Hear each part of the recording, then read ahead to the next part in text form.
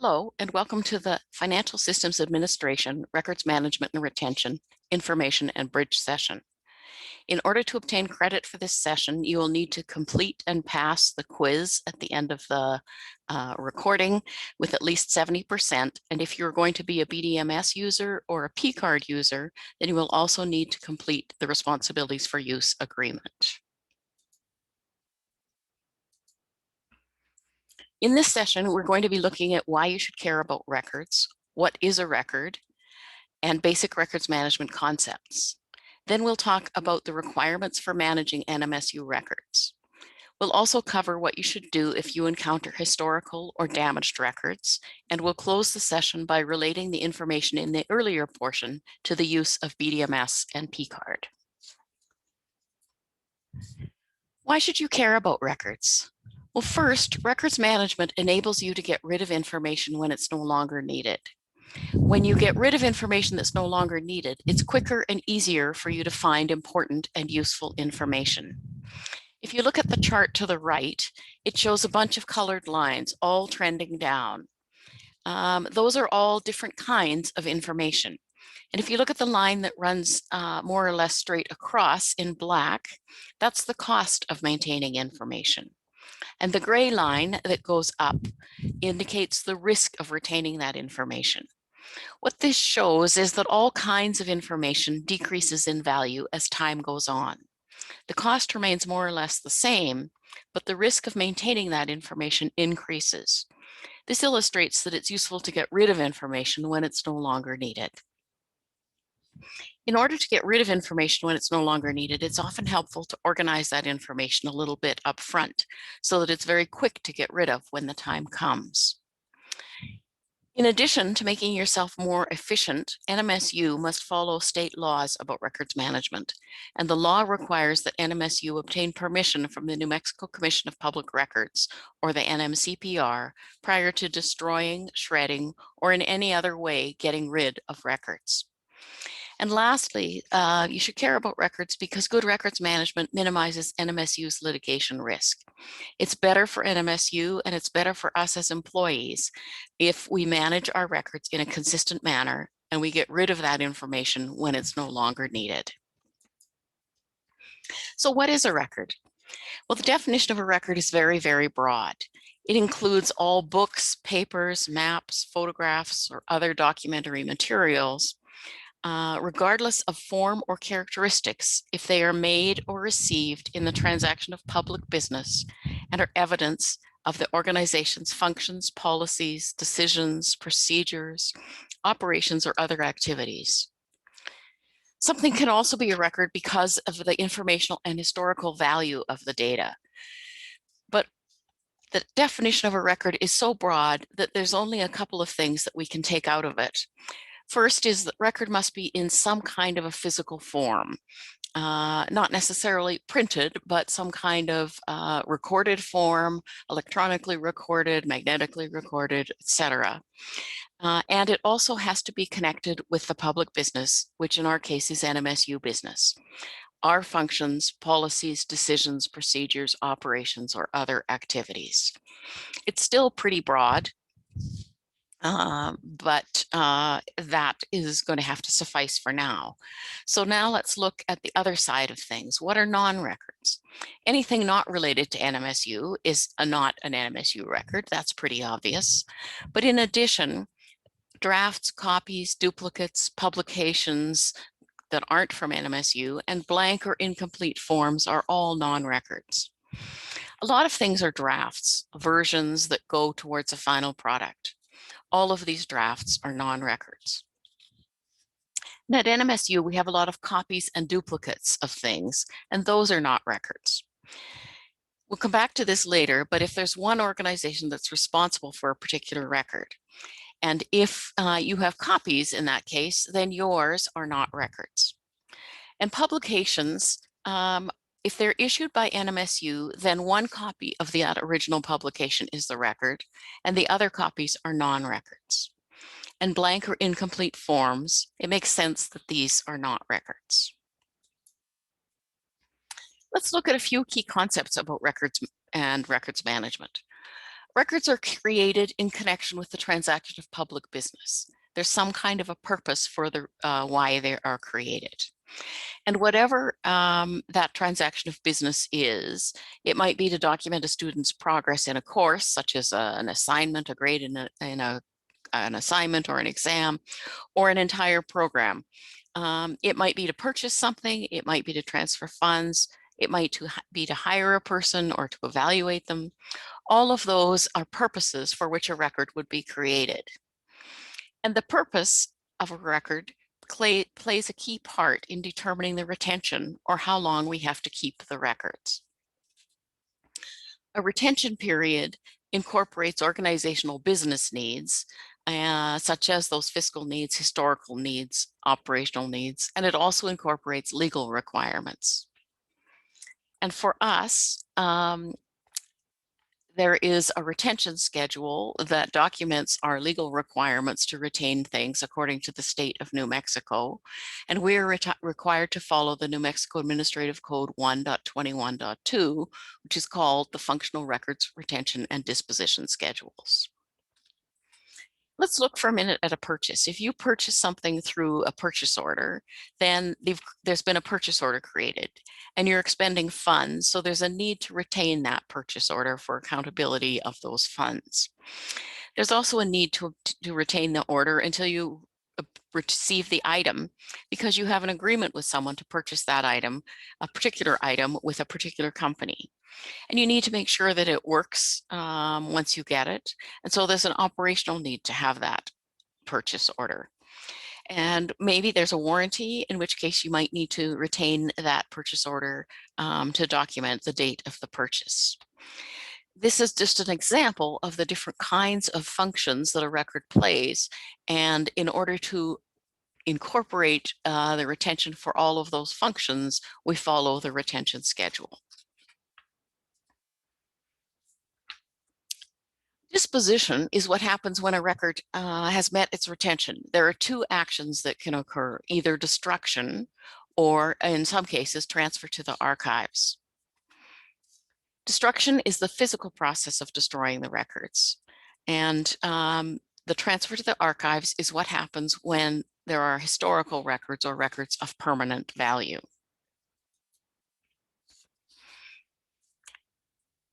There are a few more principles we need to talk about. I alluded to one already, that records need to be kept by the responsible organization. And the responsible organization is the office that's responsible to take action on a task or a transaction. We might call them the custodial office, and it could be the office that originated the record, but usually it's the office that takes final action on the record. Let's talk about the responsible organization with our example of a purchase. The purchase order is created by the procurement organization, and so they are responsible for the record. Then an invoice is paid by accounts payable, and they are responsible for that record. Journal vouchers are finalized and transferred in administration and finance, and so they have the office of responsibility for that. On the student side, many actions are finalized in the University Student Records Office, and they have a large responsibility for records. Other examples where there are organizations that have a large responsibility for records related to that function are human resources, the police department, and college deans. Sometimes those custodial offices delegate that responsibility. And so it could be a delegated responsibility for certain kinds of records that makes you responsible for those records.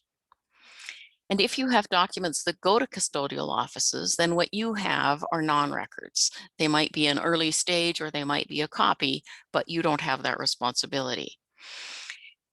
If your records, what you originate does not go to a custodial office, then you have to manage those as records and follow the records retention schedule.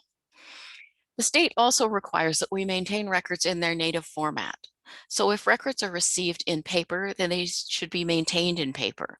If they're received in digital format, they should be maintained in their digital format. The state does, however, allow us to replace paper records by a scanned copy only when that scan is placed into the NMSU's Banner Document Management System. That's allowed because the Banner Document Management System at NMSU has been approved for this purpose by the New Mexico Commission of Public Records. And we'll come back to that in the last section. We talk about BDMS and P-cards. So having looked at these principles about records, let's think again about whether something is a record. The first filter to use is an easy one. Is it related to NMSU? If it's not related to NMSU, it's not an NMSU record. The second question is, are you the responsible department? Are you the one taking action on it, or are you the organization that originated it? And if you're just a step along the way, then we now know that you're not responsible. Typically, it's the organization taking final action that has the record's responsibility. The last filter is it the final? Is it just a draft? Is it part of a threaded email discussion, or is it the conclusion of an activity? When it's the conclusion of that activity, it's the final, and it's the record. So a record must be related to NMSU. You must be the department that's responsible for managing that record, and it must be the final document in that process. Let's talk for a minute about email, because email can be a record. Text messages can be a record. They aren't always, but they can be. And it could be the email itself, or it could be the attachment, or it could be the combination of the two that are the record. And to determine if something in email or a text message or other electronic format is the record, we use the same principles. So we think about responsibility. The responsibility falls to the originator, or to the person, primarily to the person taking the action. And on occasion, if the email comes from outside of NMSU, then it could fall to the receiver of that email. We follow the same principles for drafts and threads as we do for paper documents. And if the emails are a thread discussion and they come to a conclusion, then it's the final email that is the record. And emails and or their attachments, which are records, should be classified based on their content. So we don't treat records based on their format. We don't treat them based on whether they're paper or whether they're electronic, whether they're a Word document or whether they're an email. We classify all records based on their content and their purpose. So if you have an email that's about accreditation, you should classify it as accreditation. If it's an email about a journal voucher or payment, then it would probably be classified as accounts payable. If you have a general combination of things that aren't related to any particular function, then sometimes it's appropriate to treat that as correspondence according to the state, and that is in the New Mexico Administrative Code 1.21.2. And in section 105 of that NMAC, there is the classification of general correspondence that can be used for day-to-day letters and emails. Records classified this way have a pretty short retention. It's 1 year from the end of the calendar year in which they are created. And to dispose of anything that you classify in this classification, you would follow the NMSU disposition and destruction process. And we'll be looking at that a little bit later in this session. The state requires us to differentiate between confidential and non-confidential records. We'll look at that now and see how it relates to NMSU and the different categories of data that NMSU has identified. NMSU has identified 4 buckets.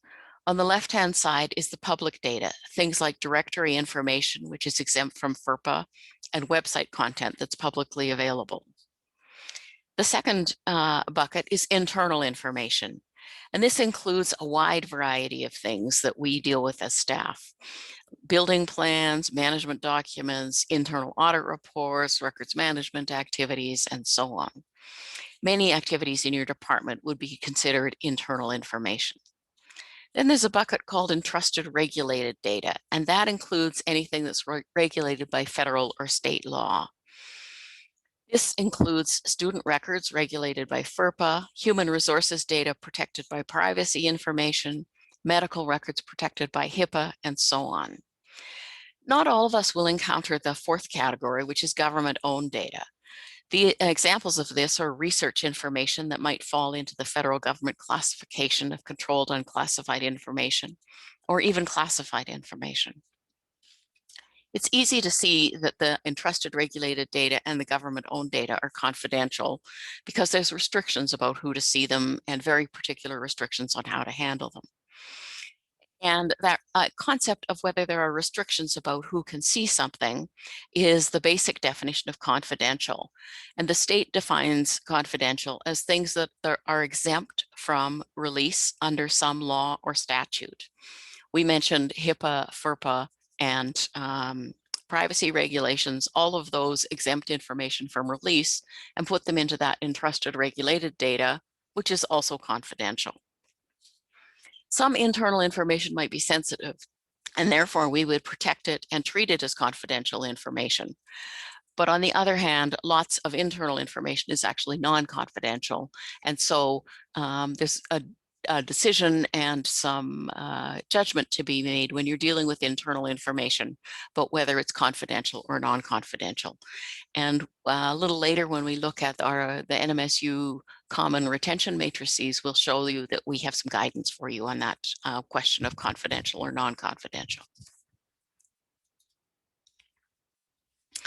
We've covered what is a record, and we've covered the basic records management principles and definitions. Let's talk now about the basic requirements for managing NMSU records. These are drawn from the state requirements for managing records. The first one is to identify what records you have. And we've developed a tool called a records inventory form, which we'll look at in just a minute to help you identify your records. The second requirement is to determine how long you have to keep your records. And we have a few tools that we'll look at: the NMSU common retention matrices that I just mentioned, and the functional records retention and disposition schedule, or the New Mexico part of the New Mexico Administrative Code. The third requirement is to understand and follow the NMSU disposition and destruction process. And we have a couple of tools that you will use for that. The first is the request for disposition form. And the second one is a short video to show you how to fill out that form that you can refer to when you're ready to actually fill out a disposition form. So let's look at each of these requirements in a little more detail. So the first requirement is that you identify your records. We recommend that you do this by starting a records inventory. We have a form that's linked on this page and shown at the bottom of the page.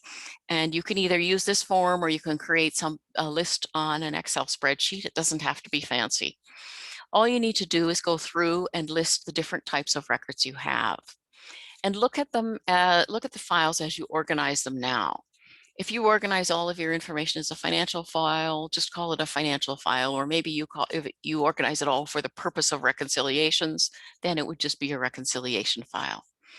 If you separate out P-card data from journal vouchers, from purchase orders, then you would identify each of those on the list. So you just list your different types of files, then think about whether they're confidential, that is exempt from release, or non-confidential. Put a C or a yes or a no in the column for confidential. And think about who's responsible to take action on that document. So this is where you stop and think a little bit about the process that something goes through. The journal vouchers, for instance, we talked about those have the responsibility held by administration and finance. And so yours is just a copy. Same with reimbursement vouchers, they go to Aggie Service Center, and so you have a copy. Rejected applications is one of the examples that we have on our list here. And those, if they have come in through PeopleSoft, for an application, then PeopleSoft will and HR will take care of the retention on those. But if they've come to you directly or through some other means, then you need to take responsibility for those rejected applications. And so we're going to call the rejected applications in our example primary, and therefore we have the responsibility for them as records. In our example, we also have some class assignments. and these are not in Canvas. If they were in Canvas, then our copies would be just copies or non-records, and we wouldn't have the responsibility. But if they are in not in Canvas, then we have the responsibility for them as records. And we have some advising files for the department, and these are primary. They, in our example, are going to be in paper. So you just go through that little process for each of the different kinds of documents or files that you have in your department, and just answer those questions as you go along.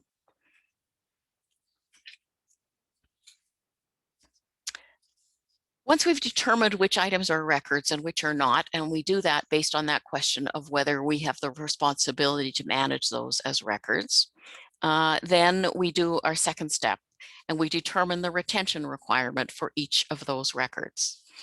To do this, we mentioned that we have a couple of tools for you. We have the common NMSU retention matrices, which we're going to look at in just a minute. And we have the New Mexico Functional Records Retention and Disposition Schedule, or the NMAC. So let me just go to the RMR website, pardon me. And its RMR website is rmr.nmsu.edu. And you can see on the right-hand side, we have links to the common NMSU retention requirements right here. We also have them all under the want to find a retention period section. So let's look first at the departmental files, and these are actually division or departmental files.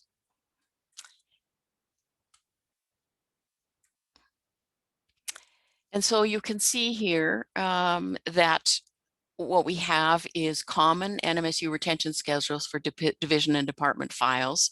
So the first thing to notice is that these are common. So these are not totally comprehensive. You may encounter files and documents that aren't on these lists.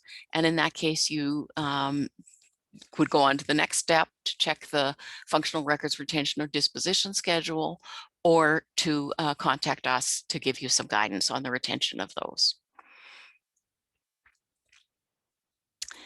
And the second one is that these are related to department, division, or unit files. So these are general kinds of activities that happen in many different units on campus. And then the next thing is that these are organized in broad functional categories. So we have financial files, HR files, office operations files, and lastly, student files. And then we just have a list of common documents in each of these categories. So then you can see the columns within those broad categories. We've got lists of documents. Then we've got the functional records retention and disposition schedule, record classification number and title. And then we have the retention requirement. And then here is the guidance that I alluded to earlier of whether something is confidential or non-confidential. And we'll need that when we get to the disposition stage because of the state requirements. So you can see we've got bookstore charges here. They're showing as non-confidential. Budget reconciliation is showing as contextual. And what we mean by contextual is if the record contains personally identifiable information, it's considered confidential. Otherwise, it's a non-confidential record.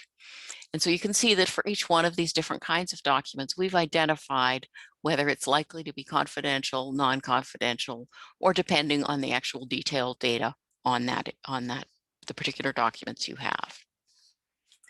Now on our sample inventory, we had journal vouchers. And so if we look here, we see we've got a journal voucher file. And the next cell over tells us that it's a non-record and that the retention is as needed to be determined by the department, and it's non-confidential. There's also a little note here with journal vouchers, note number 7, which says departmental copies of these documents are non-records unless they relate to a grant, in which case they should go to the department's grant file. Okay. So now we know that the journal vouchers that we have in our department are non-records. We also had reimbursement requests on our list, and so here is the payment and reimbursement requests. These also are non-records with that same note, and the retention is also as needed to be determined by the department, and then the retention is contextual. So if you've got a reimbursement request with people's names and addresses or other kinds of personal information, then you would treat it as confidential. Otherwise, you would treat it as non-confidential.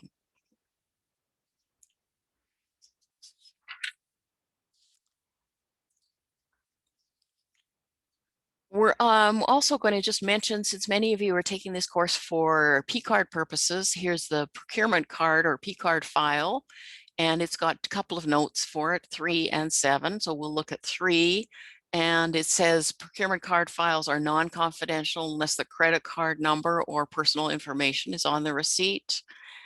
And P-card documentation that's uploaded and verified in Wells Fargo Caesar becomes a non-record. P-card documentation prior to when Wells Fargo was implemented, if you've inherited files, and that was in 2012, or if they're not verified, they fall under this particular classification. And again, we've said that if they are uploaded into Wells Fargo, they become a non-record unless in 7, they're related to a grant, in which case they should go into the grant file. Okay, and we'll, again, circle back to P-card at the end of the session. So in addition to that, we had some rejected applications on our sample inventory. And so you can see if we look in the HR section, we've got a rejected applications file. Note 4 is just the one that I mentioned earlier, if these are not duplicated in people admin. And there's a classification for denied, rejected, or withdrawn records, and that's what these rejected applications fall into.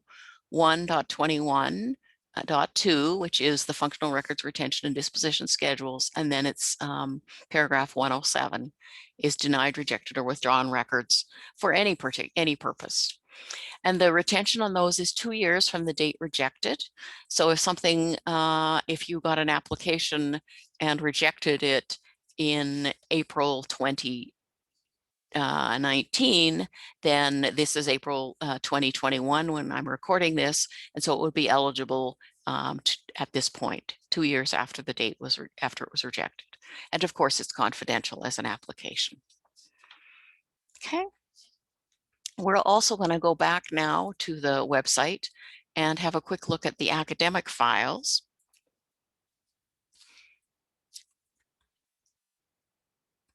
And you can see, again, these are common, these are for academic files, and then they're organized by broad category. And we had 2 kinds of files on our sample list. So we've got course files here, departmental or unit files, and exam and grade files. So we had completed assignments, course assignments, as one of our examples on the inventory, and they fall into 1.21.2.184, examination and testing. And the retention is 2 years from the close of the calendar year in which that file was created. So it's just over 2 years that those need to be retained, and they are confidential because they've got student names and grades on them, and those are protected by FERPA. And then we also had on our inventory list advising files. And so if we go down here to the student files at the end of our list, you can see we have individual student academic and advising files. And you could have a variety, departments might have a variety of information in these files. They're classified as 1.21.2.188 student records. And the retention is 2 years from the student's last date of attendance at NMSU. And for students receiving veterans benefits, the retention is 3 years from the student's last date of attendance at NMSU. Just a note on this one, it is not dependent on when the student is last in your department, it's when they are last at NMSU. So it doesn't matter if they're at a different branch of the system or in a different department, as long as they have been attending anywhere at NMSU in the last 2 years, then you need to keep those records. And they are confidential, of course. Okay, let's go back to the presentation. And the next thing we're going to look at is the functional records retention and disposition schedule, the New Mexico one. And so this is just an example here in the education section, but we'll actually go over to the FRRDS in just a second here. And to get to the FRRDS, again, you can just go to the retention period area. And here is a link to the New Mexico functional records retention and disposition schedules. And this looks like any other kind of legal or law. And you've got some definitions up front and so on. And then we go into these sections here where they're all 1.21.2 because that's the New Mexico, the chapter, the section that we're in here. And then you can see there are different topics for each one of these. Pardon me, and I'm just going to scroll down into the 180s, which is where the education is, which is the same information as we have, as you have in the slide. And so you can see here with 181, we've got assessments as part of the administration of education. We've got 182, course development and administration, enrollment education, examination and testing that we already saw, programs education, and this one is used particularly for athletics programs and social programs, and for things that are not related to the academics of higher education. So we'd have the athletic programs here, we'd have social programs, we'd also have things like 4-H and other kinds of programs that are not higher ed courses. And then we have programs in higher education as this other category. We also have registration, and we have the student records that we also saw, and student transcripts. You can see here on student transcripts, the official student transcripts. These are the ones that are generated by NMSU of the record of the students' courses and grades at NMSU. These are permanent, so one copy of that transcript is permanent and to be transferred to the archives 100 years from the date of birth. Many departments would have copies of transcripts as part of an application file or other situations, advising, and so on. And those all are going to fall into the student records, the 188 student records classification, 2 years from the date file closed. You can see here, this student records is described as from the date file closed, whereas on the common matrix, it was listed as 2 years from the student's last date of attendance at NMSU. And the FRRDS often uses that date file closed as the description for how long to keep something. And it's records management at NMSU that determines that when a file closes in consultation with you for retention purposes.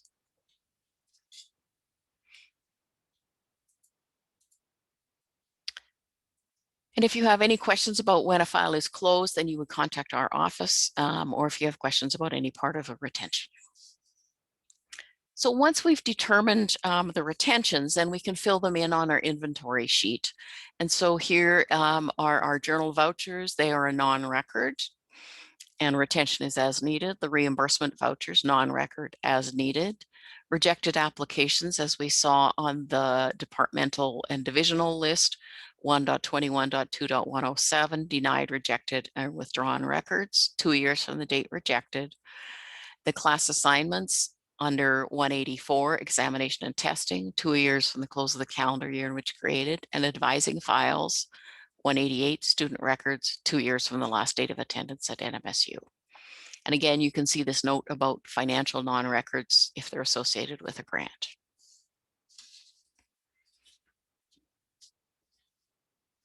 Okay, we've identified our records. And we have determined how long to retain them as step 2 of our requirements. And the third requirement is to follow the NMSU disposition and destruction process when disposing of records. And this process starts with completing a request for disposition. I mentioned there's a short video, a couple of minutes on the RMR website for you to watch when you're ready to prepare this form, but I'm going to walk you through it quickly to give you an idea of what's here. So the first section is just the requester information, who you are and how we get a hold of you. And the second section is the request details. First thing we ask is, are the records confidential? And you can only have one of these types of records on your form. So either they're confidential or they're non-confidential. If you have both, then we require that you complete 2 separate forms. We also then ask you to tell us what media type, and we prefer to have these also on separate forms if you're able to do that. This next section is called the disposition log, and this is kind of the bulk of the form. And so what you do with this is, if you have created the inventory, then you will transfer that. You have the work is already half done. And so then you can take the information where you've identified the record classification for your records and put it over here. So we had rejected applications, as you'll recall, from our inventory, and they fall into that same 121.2.107, denied, rejected, or withdrawn records, with the retention of 2 years from date rejected. So we've got the classification number, the classification title. The secondary description is what you call the records, so we call them rejected applications. And then the retention period is 2 years from date rejected. In our example, we have one box of these records, and they cover the time period of October 2012 to December 2014. That means that since the retention is 2 years from the date rejected, that they would have been eligible for disposition at the end of December 2016. We're a little behind in our dispositions. The second line here is about that student classwork, exams, and class projects that we had on our inventory. It falls into 1.21.2.184, examination and testing. Retention is 2 years from the close of the calendar year in which the file was created. We have a half a box of these, and these cover an 8-month period from August 2013 to June 2014. And so these would be eligible again in December 2016, because it's the end of this calendar year of 2014 in which they become eligible. So the end of December 2016. The third line is the student academic files or the student advising files. It falls into the classification 1.21.2.188 student records. And the retention is 2 years after last date of attendance at NMSU. We have 2 boxes. And the time period for these is July 2012 to June 2015. And it's 2 years after the last date of attendance. So the student last attended in June 2015. And so they'd be eligible at the end of June 2017. We have a total here of 3.5 boxes. There's a spot here for boxes from the continuation sheet, which is an additional page of the request for disposition form if you have more than 3 different classifications to cover. Also, you can use the same form if you have electronic records, and you just give us the number of electronic files here rather than the number of boxes.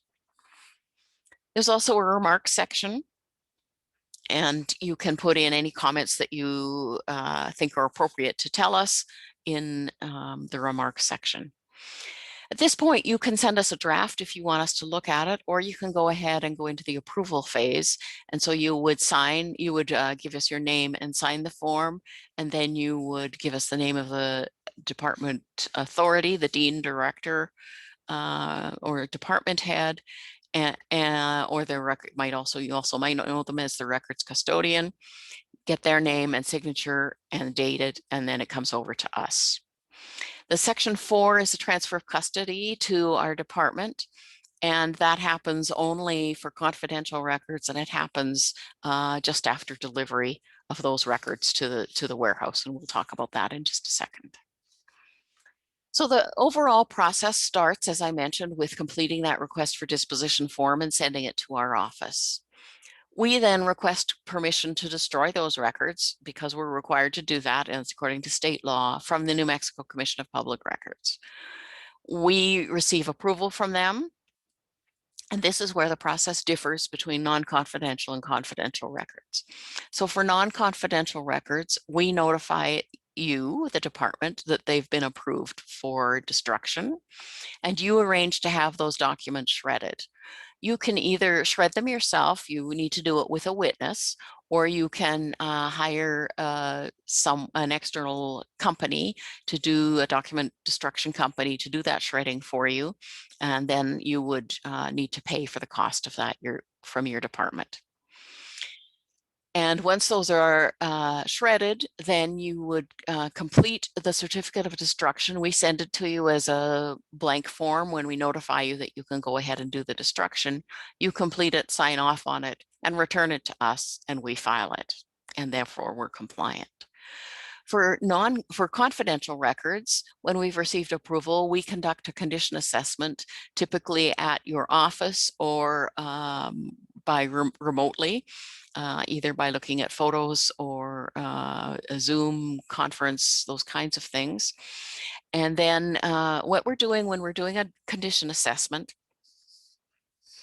is we're looking to make sure that you have met the state's boxing requirements, and the boxing requirements are in the resources tab of your of the training, and they're also on the RMR website. The boxing requirements state that the boxes must be either standard record storage boxes, 10 by 12 by 15 inches, and we can provide recycled boxes to you from the Fate warehouse if you would like, or you can purchase them.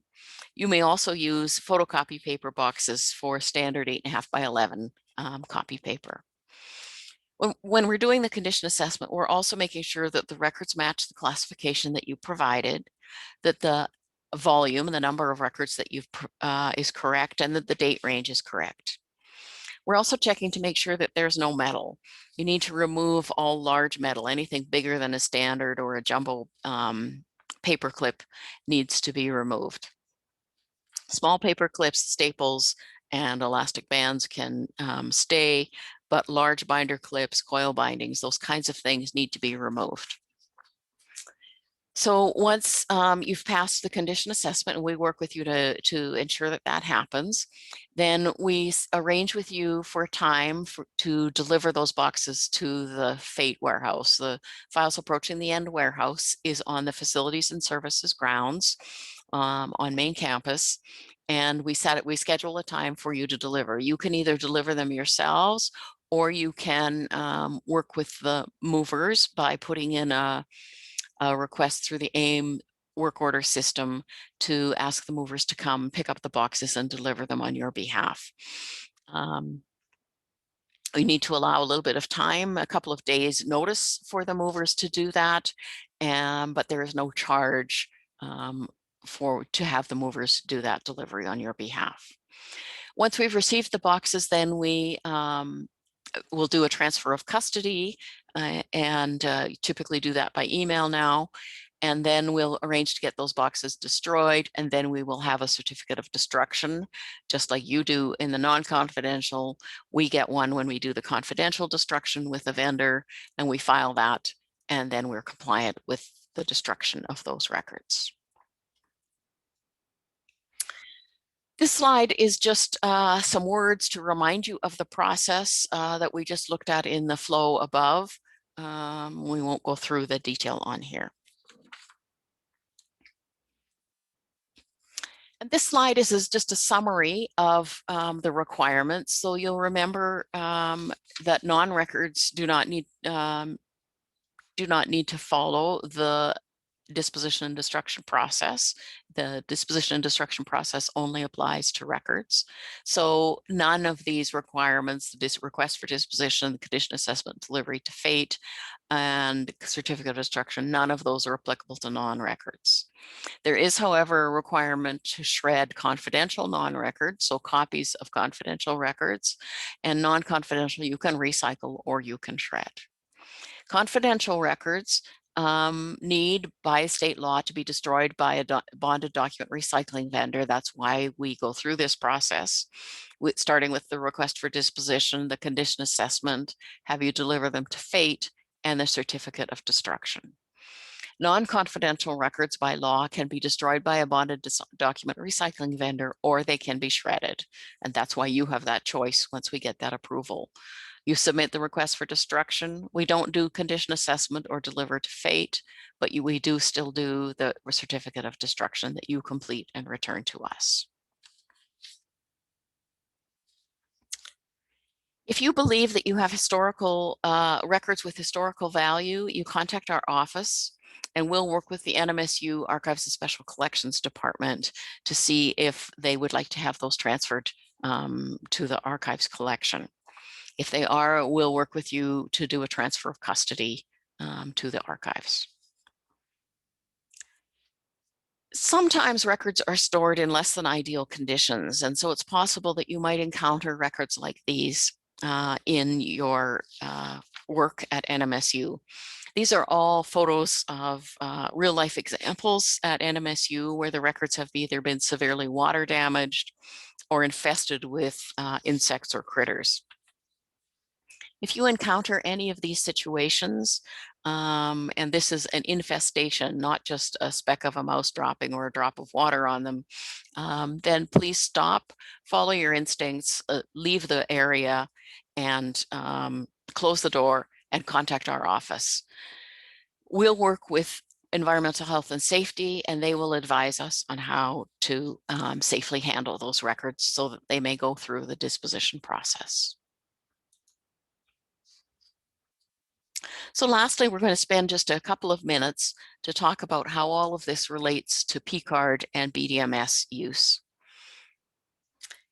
Let's review for a second what we've just been talking about, that records management is the control of records throughout their life cycle from creation through destruction. Retention is how long you must keep the records, and disposition is the decision about what happens when a record has met its retention. Typically, it's destruction, but for historical records, it would be transferred to the archives. Destruction is the physical process of destroying records, and records can't be destroyed without permission from the state. So why does this matter to you as a user of BDMS or as a P-card holder? The reason is that NMSU is allowed to destroy paper and electronic files according to an additional New Mexico Administrative Code. NMAC 1.14.2 allows for the destruction of paper and electronic files once they've been placed into a certified imaging system. In addition to putting them into the certified system, you also certify the completeness and quality by doing what we call verifying the record. And by doing that, it becomes the official record.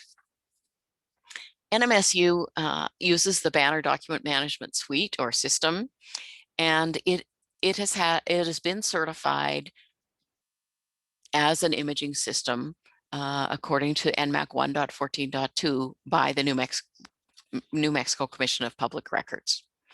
However, there's still a destruction process that we need to go through for confidential paper records when they have been scanned into one of these systems. Here's the process that we need to go through for records that go into BDMS or the Wells Fargo Caesar system. Records are scanned or loaded. Typically, you're starting with electronic records these days, and so you just upload them into the certified system. If you are doing P-card, then you would upload them as an attachment to an email and send them to P-card receipts. You verify the files. And for P-card receipts, you verify them on the Wells Fargo Caesar system. And for files that you put into BDMS, you would verify them in BDMS. On P-cards, on the back end, when you send that email of your statement to P-card receipts, we also pick up that email in RMR office and we upload those into BDMS. And that's what allows us to be compliant with the state law. As we've mentioned, non-confidential records that have been uploaded into BDMS or P-card, you can go ahead and shred those documents or delete the electronic files, and we're still compliant. For confidential records that have gone into the system, if they're paper, you complete and submit a request for destruction form, which is very similar to the request for disposition form. It's a little bit simpler. And you submit that form to us, and then we follow the process for disposition of confidential records. That means that we would do a condition assessment, a delivery to the FATE, and then destruction by a vendor in order for us to be compliant.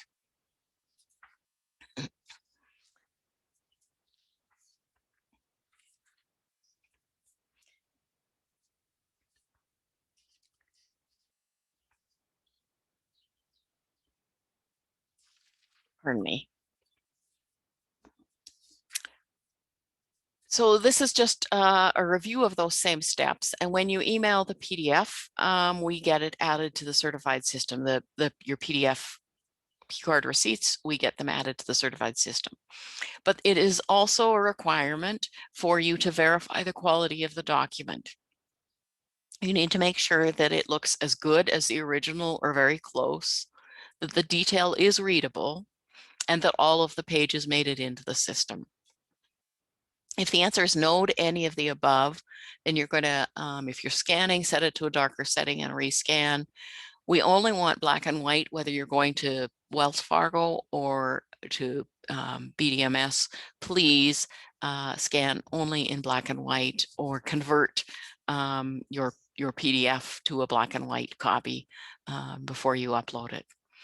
And verification is really important because you scan your scanned copy or document in BDMS and in Wells Fargo becomes the official record.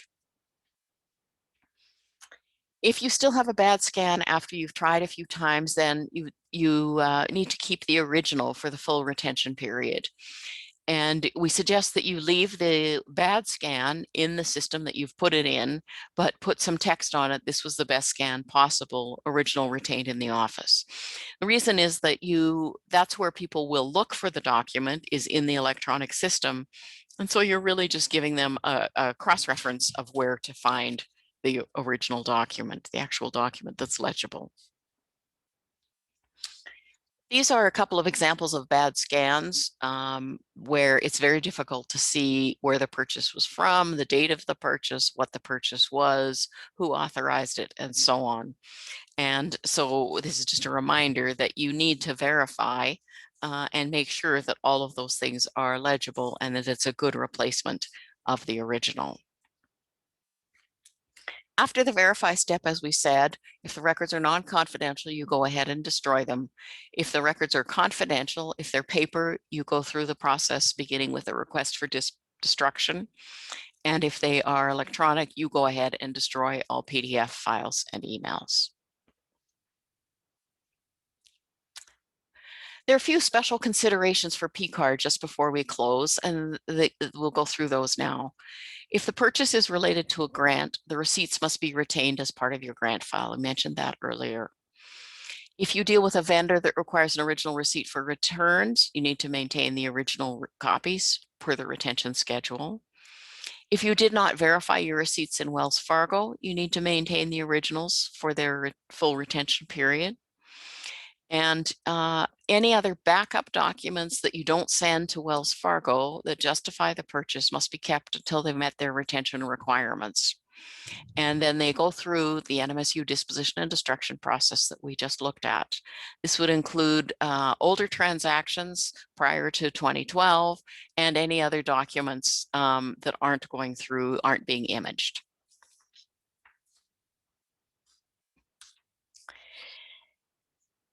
If you'll be part of the P-card process, if you'll be an approver, a reconciler, or a card holder, or you're taking this training because you're going to be putting documents into BDMS, then we need you to sign a responsibilities for use agreement acknowledging that you understand the NMSU records management and retention and imaging processes, and you agree to destroy paper and electronic files in accordance with the processes that we have gone through in this session. You can go ahead and click on this link to sign your agreement. And there will also be a link in the resources tabs of Training Central for this. This is what the form looks like. You just complete it and click the submit button. So in summary, managing records makes you more efficient and reduces the university's risk. An NMSU record must be related to NMSU in its final form and not be a copy in the sense that it needs to be held by the Office of Responsibility. You may find a retention period for a record by using the NMSU Common Retention Matrices or the New Mexico Functional Records Retention and Disposition Schedules. And NMSU's requirements for managing records are first to identify your records, second to know how long to keep them, and third to follow the NMSU disposition and destruction process. Contact the RMR office if you encounter historical or damaged records. And when you upload records to BDMS or PCARD, verify that the records are complete and legible, and then destroy the originals, beginning that process with a request for destruction if they are confidential. That concludes the session. If you're a PCARD or BDMS user and have not already done so, please complete your responsibilities for use agreement. And if you have any RMR, records management and retention related questions, please email us at rmroffice@nmsu.edu. And if you have PCARD related questions, please contact the Aggie Service Center at asc.nmsu.edu. Thank you for watching.